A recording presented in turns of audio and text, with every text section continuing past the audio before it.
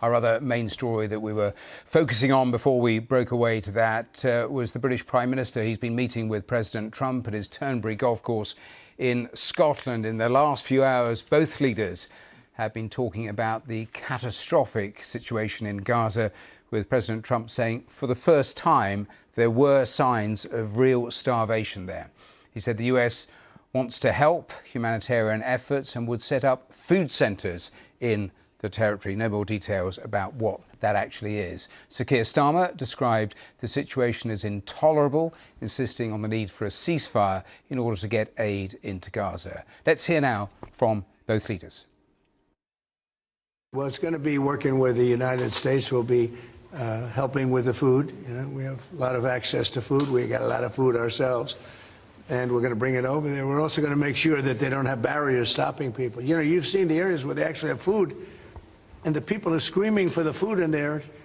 They're 35, 40 yards away, and they won't let them because they have lines that are set up. And whether they're set up by Hamas or whoever, but they're very strict lines, so we have to get rid of those lines. But we're going to be getting some good, strong food. We can save a lot of people. I mean, some of those kids that's real starvation stuff. I see it. And you can't fake that. So we're going to be even more involved. We did some airlifts before, some airdrops, and the people are running for it. And the Prime Minister is going to help us. They're very effective with that. You've done that before, and for many, they've done that for 100 years very well. So it's not very hard to do, actually. Also recognise the situation on the ground in Gaza is absolutely intolerable, and I think that certainly speaking for the British public and myself, seeing those images of starving children in particular are revolting, and there's a sense of revulsion in the British public at what they're seeing, and they know and we know that humanitarian aid needs to get in at speed, at volume. Well, that was the President talking about the situation in Gaza, and Sir Keir Starmer as well. Well, just one other significant line to bring you from that news conference earlier on Vladimir Putin, because Donald Trump said he was very disappointed with the Russian leader for failing to agree to a ceasefire in the war in Ukraine and set a new deadline of 10 to 12 days or there'd be severe tariffs. Earlier you said that you were going to change the deadline from 50 days. So what is your new deadline? What can I'm going to make a new deadline of about 10 or 12 days from today. There's no reason in waiting. There's no reason in waiting. It's 50 days. I want to be generous, but we just don't see any progress being made. Well, that was Donald Trump at that earlier press conference. He's now on Air Force One. Let's go to Katrina Renton because she is waiting to talk to us. It has been a really busy last few hours, and Gaza absolutely dominating that news conference. Absolutely, and of course those very serious messages that we were hearing coming from both Sir Keir Starmer and President Trump on the situation in Gaza. Now, I don't know if you can see behind me, but, well, I'm sure you can see behind me, the Air Force One is now starting to move off. That has got President Trump and Sir Keir Starmer on board just now. It's taxiing at Preswick Airport just now. We have around 300 to 400 people standing here watching, taking off, trying to get a glimpse of what they can see. Mainly people here actually to see the aircraft, although there are some Trump supporters amongst us here as well this afternoon to see the President of the United States aircraft heading off towards the northeast of Scotland, where he will continue this afternoon and this evening meetings with other people. We understand that he will meet with the First Minister, John Swinney, as well at some point this evening. So this has not just been a golfing holiday, it's really been quite a whistle-stop tour, and also really now at the business end of the trip, as you say, those two very, very important topics being discussed this afternoon by both men, of course, Gaza and the situation in Ukraine.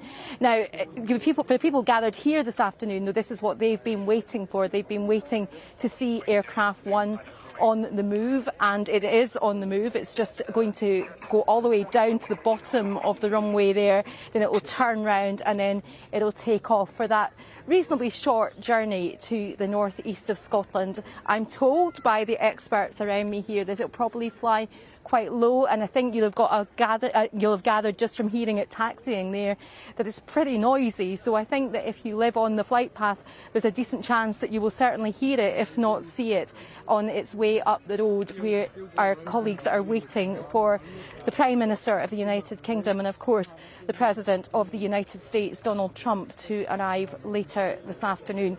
Now, we expect Donald Trump to open his new golf course on the Many Estate tomorrow as well. Now, that, of course, has been an issue of controversy because the President of the United States has been here also promoting his businesses as well as here for pleasure, and, of course, those very important, all wide-ranging talks that he has been having with the Prime Minister of the United Kingdom, and he will have with the First Minister of Scotland as well in due course. Katrina, thanks very much. Let's stay on these pictures, but bring in James Landale, our diplomatic correspondent. And James, you listened to that long news conference a little earlier. What did you make of what you heard?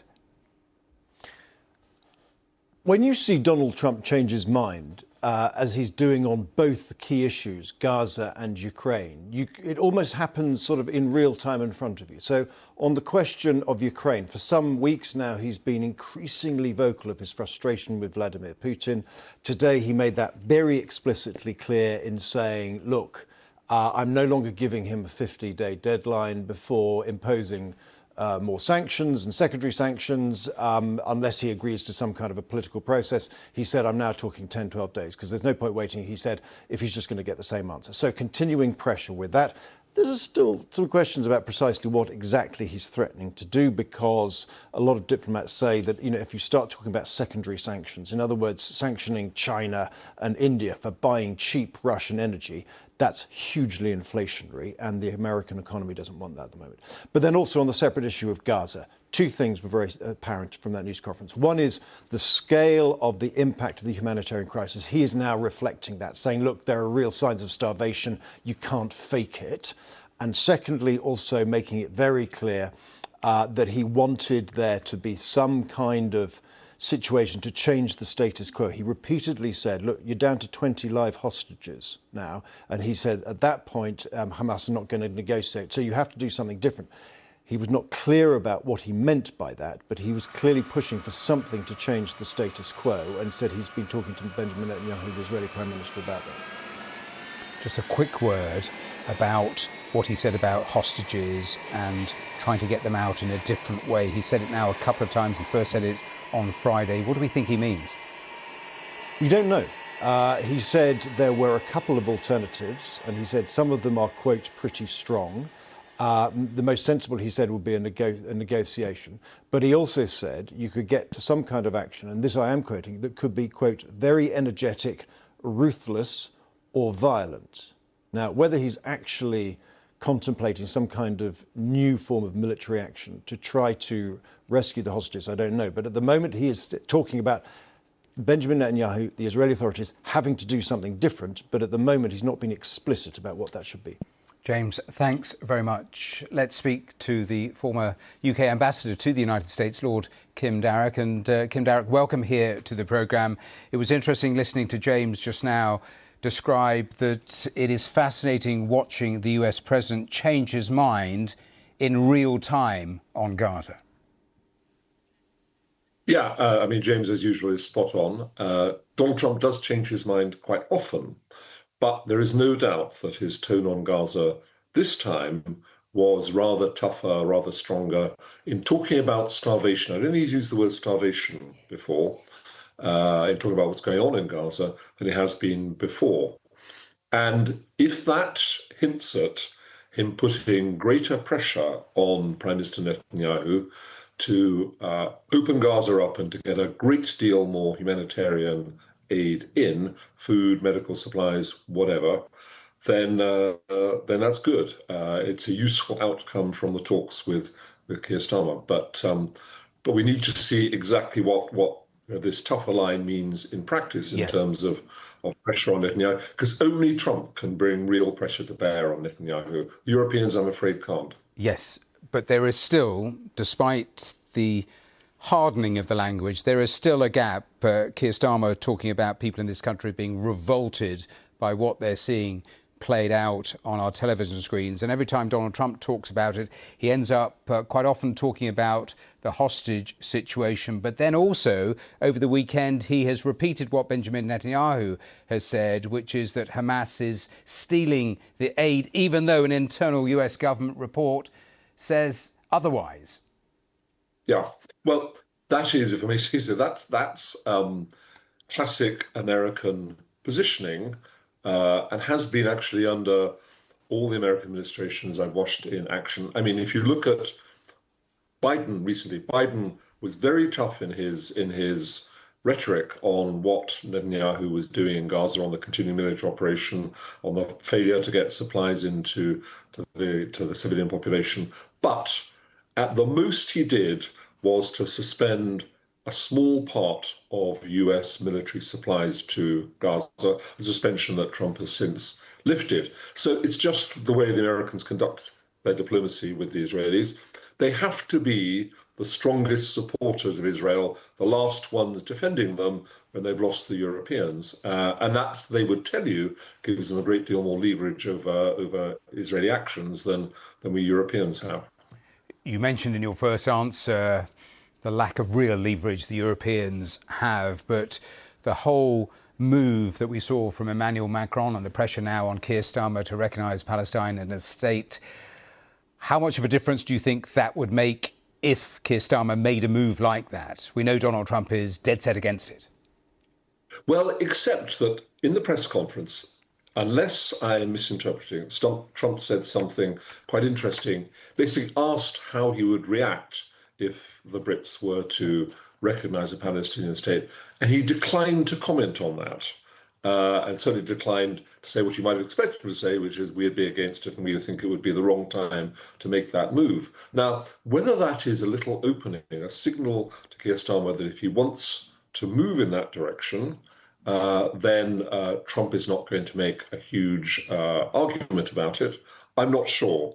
But maybe, I mean, they would have no doubt discussed it in a great deal more detail in their private conversations. Maybe that's a small opening for Starmer to move if he wants. For what it's worth, I'm hearing that Starmer is actually still not yet decided to do this, although Macron has announced he will. And I always suspect that Starmer would want to do it in some company, say with the Canadians and the Australians and the French. So I don't think it's a done deal yet. But that maybe was a small opening to Starmer about the American reaction being not too strong if he does it. Kim Darroch, always great to have you on the programme. Thanks for taking time to speak to us.